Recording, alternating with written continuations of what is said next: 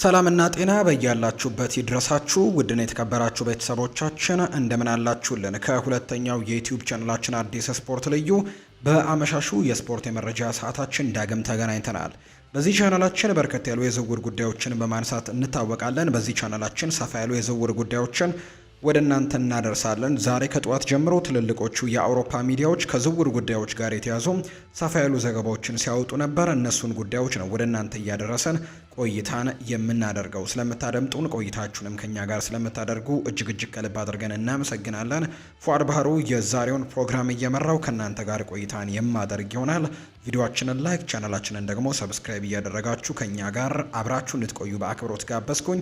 ከመሸጋገሪያ በኋላ ተመልሰን ስንመጣ በቀጥታ ወደ ዛሬ ፕሮግራማችን የምናመራ ይሆናል።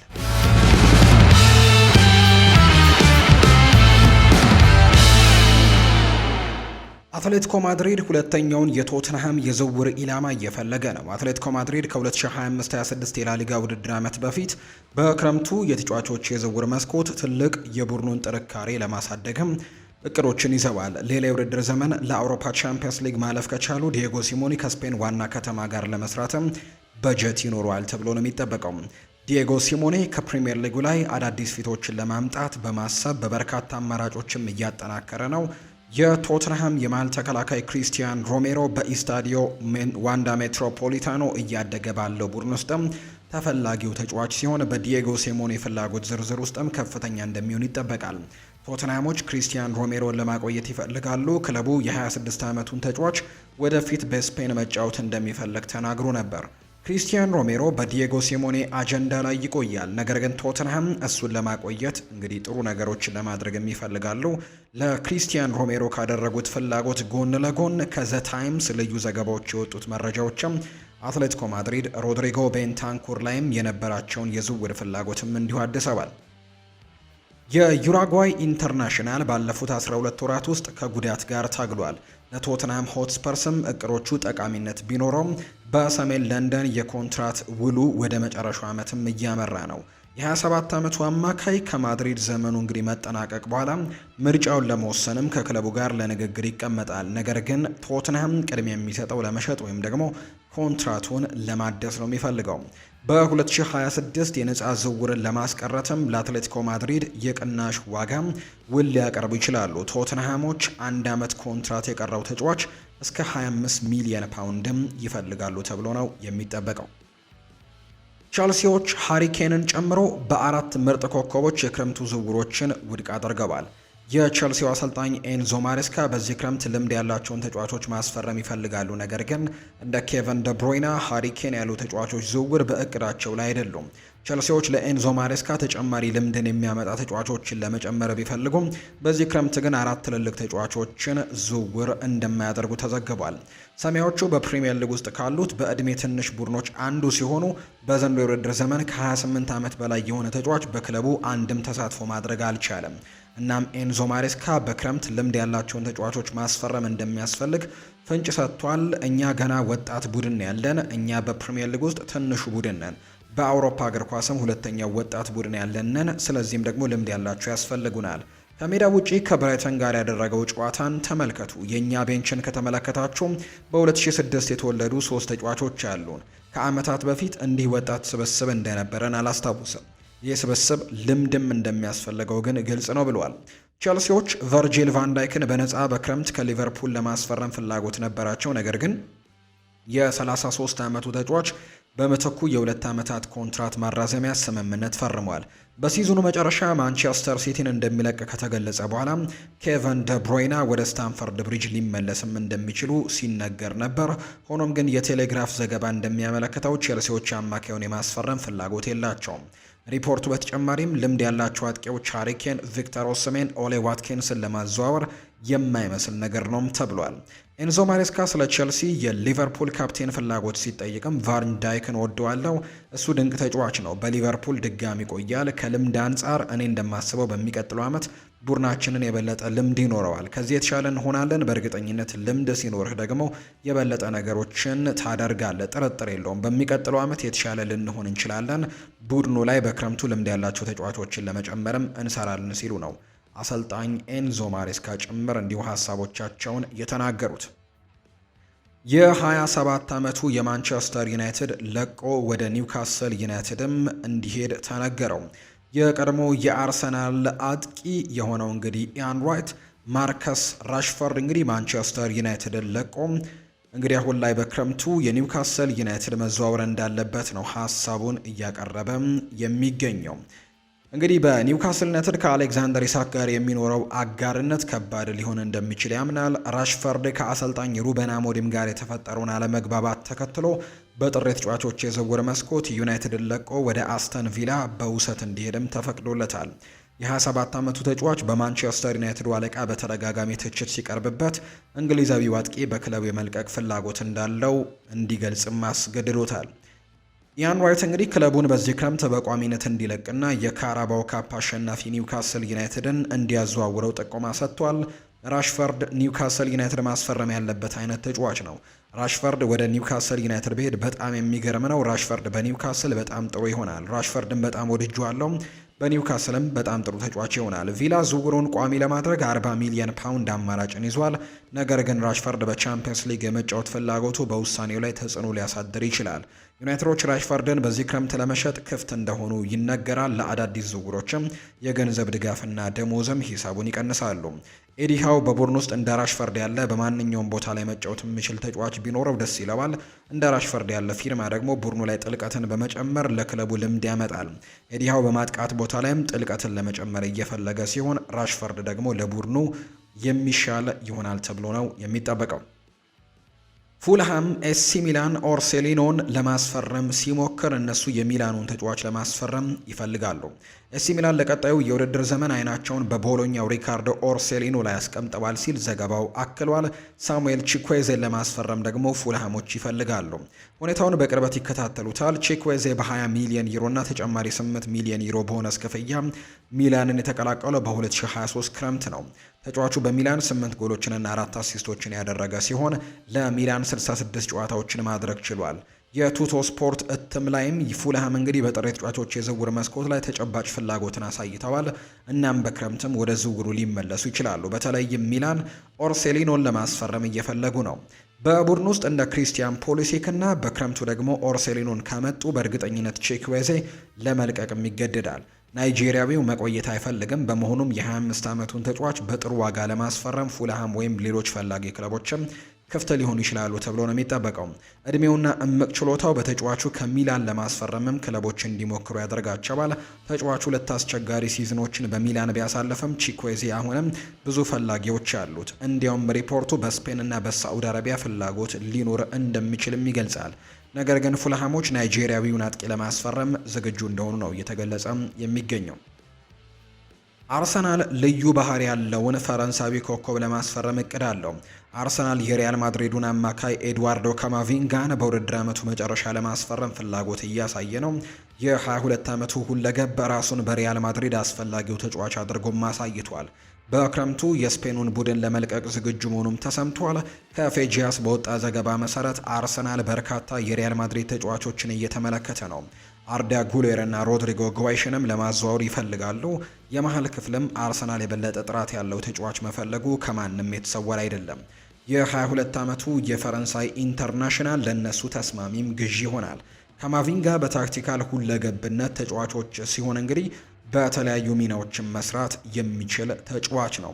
ተጫዋቹ በስፔን ክለብ ከፍተኛ ደረጃ ተሰጥቶታል። አማካዩ በማንቸስተር ሲቲም ፍላጎት ላይ ያለ ነው።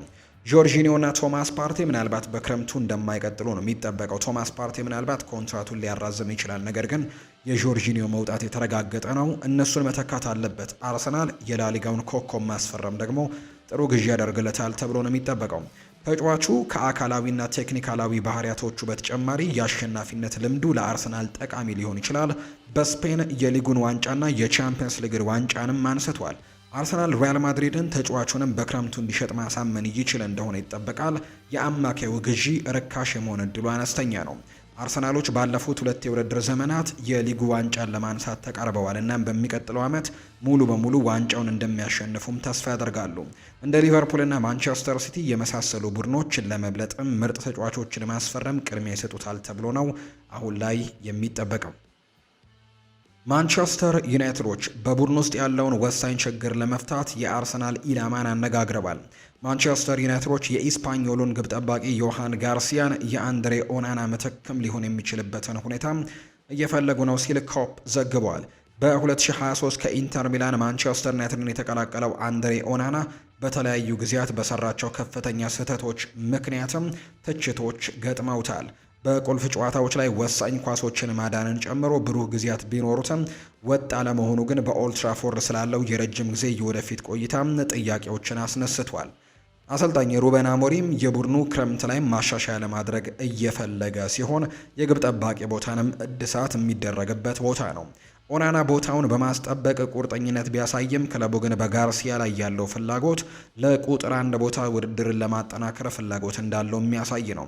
የጋርሲያ አስደናቂ ብቃት በብዙ ቡድኖች ሳይስተዋል አልቀረም። የጋርሲያ የዝውውር ዋጋ ወደ 25 ሚሊዮን ፓውንድ ገደማ እንደሚሆንም ይገመታል። ከዩናይትድ ጋር የፕሪሚየር ሊግ ተቀናቃኞቹ አርሰናሎችም የስፔናዊውን ግብ ጠባቂ ማስፈረም ፍላጎት አላቸው። ሚኬል አርቴታ በኤምሬትስ ስቴዲየም ቁጥር 2 ግብ ጠባቂ ሊያደርገውም ይፈልጋል። ዩናይትድ አዲስ ግብ ጠባቂ ከማስፈረም በተጨማሪ በሌላኛው የሜዳ ክፍል ጉዳዮችንም ለመፍታት አዲስ አጥቂንም ለማግኘት ይፈልጋሉ። ሩበን አሞሪም በክረምቱ የዝውውር መስኮት ላይ በዚህ የውድድር ዘመን በግልጽ የጎደለውን ቡድኑን ጥራት ለማስተካከል ይፈልጋሉ።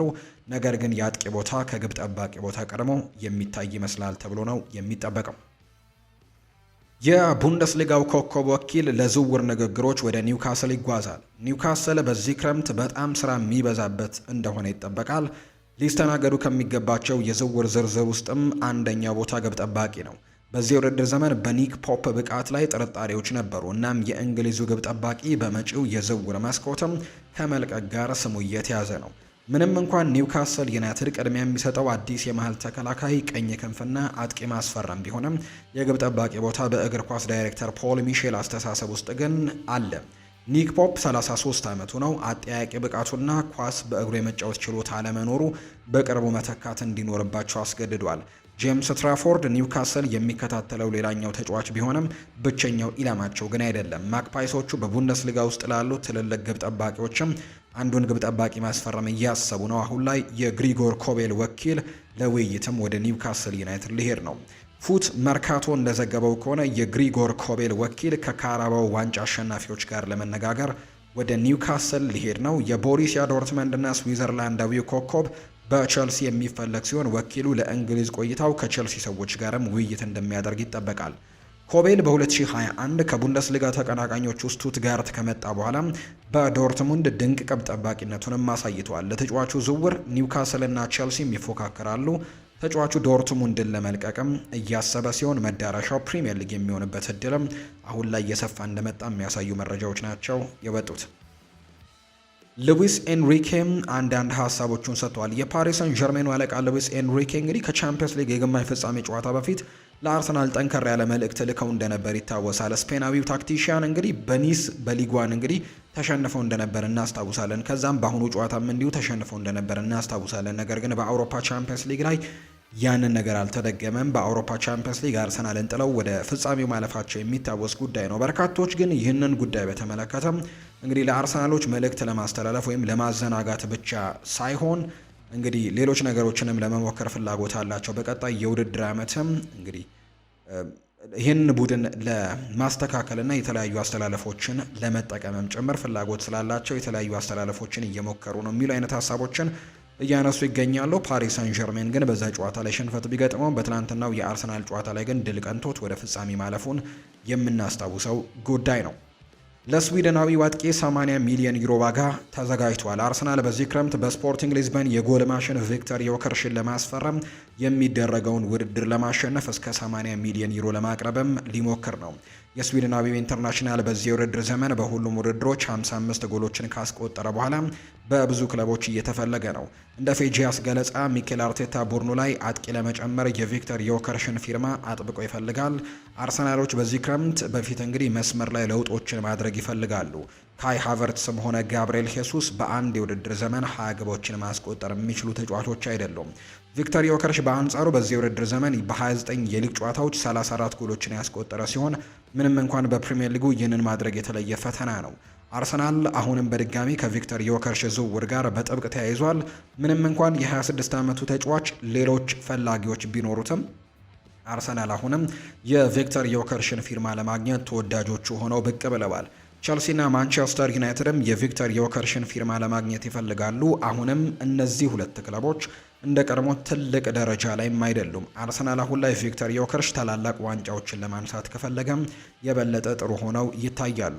አርሰናል ቡድኑን በተከታታይ ለ3 ዓመታት በሻምፒዮንነት ፉክክር ውስጥም ካሳለፈ በኋላ አርቴታ በቀጣይ ዓመታት ዋንጫውን ለማሸነፍ በትክክለኛው መንገድ ላይ መሆኑን ይመስላሉ። እንደ ቪክተር ዮከርሽ ያለ ጥሩ ግባግቢዎችን ማከል አርሰናል በመጨረሻም ዋንጫ እንዲያገኝ ሊረዳው ይችላል። ቪክተር ዮከርሽ አርሰናል የሊግ ዋንጫን እንዲያገኝም ለመርዳት ትክክለኛው ምርጫ ሊሆን እንደሚችልም ነው ዘገባዎቹ የጠቆሙት። ማንቸስተር ዩናይትድ ወደ 30 ሚሊዮን ፓውንድ ዋጋው የወረደው ጥራት ያለው ተጫዋችን ለማስፈረም ቅርብ ናቸው። የኢፕስዊች ታውን አጥቂ ሊያም ዴላፕ ውሉ ላይ ያለው አንቀጽ አሁን ላይ መስራት ይጀምራል። ቡድኑ ከፕሪሚየር ሊጉ መውረዱን ተከትሎ ዋጋው ወደ 30 ሚሊዮን ፓውንድም ቀንሷል። ይህም ለማንቸስተር ዩናይትድ መልካም ዜና መሆን አለበት። ዩናይትድ ሊያም ዴላፕ በፕሪሚየር ሊጉ ካለው ጥሩ አቋም በኋላ በክረምቱ ዝውውር ላይ ኢላማ አድርገውታል። አሁን ላይ ተጫዋቹ በርካሽ የሚገኝ ነው የሚሆነው። እንደ ፌጂያስ ዘገባ ከሆነ ኢፕስዊች ታውን መውረዱ ከተረጋገጠ በኋላ ሊያም ዴላፕ በዚህ ክረምት ውል ውስጥም 30 ሚሊዮን ፓውንድ የውል ማፍረሻ አለው። እናም ማንቸስተር ዩናይትዶች የ22 ዓመቱን ተጫዋች ለማስፈረም የሚያደርጉት ጥረትን ማፋጠን እንደሚችሉ ዘገባው አክሎ ተናግሯል። ምክንያቱም እሱ በፍላጎታቸው ላይ ለረጅም ጊዜ ተፈላጊ ነበር። የሊያም ዴላፕ በ30 ሚሊዮን ፓውንድ ብቻ መገኘቱ ትልቅ እድል ይመስላል። ስለዚህ ምናልባት አሁን ላይ ዩናይትድ ከእንግሊዝ ከ21 ዓመት በታች ኢንተርናሽናል ላይ ያለውን ፍላጎትም ያሳድጋል ተብሎ ነው የሚጠበቀው። ሊያም ዴላፕ ለማንቸስተር ዩናይትድ እና ሌሎች ከፍተኛ ክለቦችም አስደሳች ፊርማ የሆነ ይመስላል። ዴላፕ በዚህ ውድድር ዘመን በፕሪሚየር ሊጉ በጣም አስቸጋሪ ለነበረ ቡድን መጫወት ችሏል። ዩናይትዶች ከአስከፊው ራስመስ ሆይሉንድ በኋላ አዲስ የአጥቂ ፊርማዎችን ይፈልጋሉ። ዴላፕ በዛ ቦታ ላይ ፍጹም ማሻሻያ ሊሆን የሚችል ይመስላል። ተጫዋቹ ወደ ማንቸስተር ዩናይትድ ሊሄድበት የሚችል እድል ያለም ይመስላል።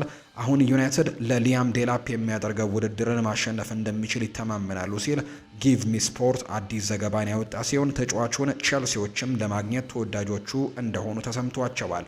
በሁለቱ ክለቦች መካከል የሚደረገው የዝውውር ፉክክር በቀጣይ ሳምንታትም ተጠባቂ ይሆናል ተብሎ ነው የሚጠበቀው።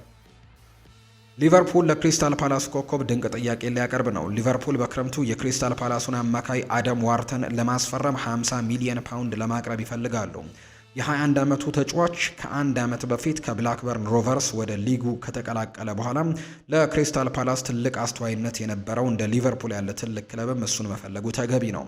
አደም ዋርተን ክሪስታል ፓላስ እንግዲህ አስተን ቪላን 3-0 ሲያሸንፉ በተለይ ግሩም ነበር። አደም ዋርተን ወደ ከፍተኛ ደረጃ ለመሄድም ዝግጁ እንደሆነ ግልጽ ይመስላል። እንደ ዘሰን ዘገባ ከሆነ ቀያዮቹ በዚህ ክረምት እንግሊዛዊውን ኢንተርናሽናል ወደ አንፊልድ ለማምጣትም የተቻላቸውን ሁሉ ለማድረግም እቅዱ አላቸው። ሊቨርፑል በእርግጠኝነት የክሪስታል ፓላሱን ኮከብ ለማስፈረም ብቻቸውን አይደሉም። አደም ዋርተን በዚህ ክረምት የሚለቅ ከሆነ ብዙ ፈላጊዎች ሊኖሩት ይችላሉ። 50 ሚሊዮን ፓውንድ ዋጋ ለወጣቱ በረጅም ጊዜ ድርድር የሚሳካ ይመስላል። በቅርቡ የወጣው የቲም ቶክ ዘገባ አደም ዋርተን ከማንቸስተር ዩናይትድ ጋርም የተገናኘ ሲሆን ከቼንድ ኦፍ ሳይድ ከዚህ ቀደም በአርሰናል እንደሚፈለግም ዘግቦ ነበር። የማንቸስተር ዩናይትድ የቀድሞ ተጫዋች ሪዮ ፈርዲናንድ በቅርቡ አደም ዋርተንን አሞግሶም የቀድሞ ክለቡ ሚኬል ካሪክን በማስታወስም እንዲያስፈርሙት አጥብቆ አሳስቦ ነበር። ነገር ግን ተጫዋቹ የማስፈረም አርሰናሎች፣ ሊቨርፑሎች አሁንም ቀዳሚ ናቸው።